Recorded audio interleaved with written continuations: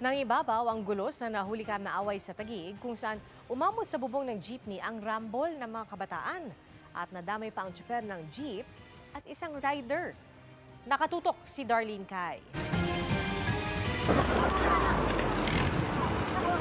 Kita sa videong ito na hinabol ng mga bata ang umaandar na jeepney kung nasaan ang mga kasamahan nilang nagsusuntukan. Sa bubong ng jeep, kita kung paano pumaibabaw ang dalawang batang lalaki sa isa pang bata na kanilang minura at sinuntok.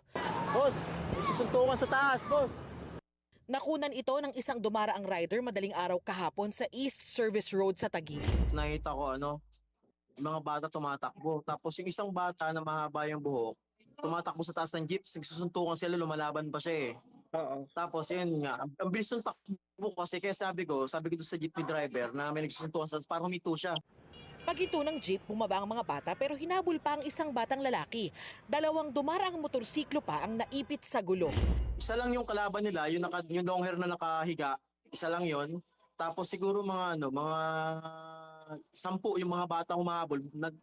After nun, pinagbabato pa nila yung jeep. Agad din daw nagtakbuhan ang mga bata. Ngayon lang daw may naiulat na nangyaring ganitong insidente sa lugar ayon sa Taguig Police. Bukod sa ginawang gulo, lumabag din daw sa curfew ang mga bata. Paigtingin pa po namin lalo ang police visibility po dyan.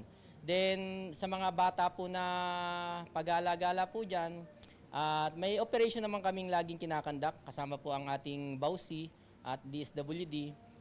Siguro po ay itong mga bata na to ay mga taga ibang lugar po. Napadpad po lang sa lugar po namin. Nahanap ng mga pulis at kawani ng Barangay Western Bicutan ang dalawa sa mga batang sangkot sa gulo. Pinatawag sa barangay ang kanilang mga magulang at guardian para kausapin. Sasailalim daw ang mga bata sa counseling. Para sa GMA Integrated News, Darlene Kai, nakatutok, 24 oras.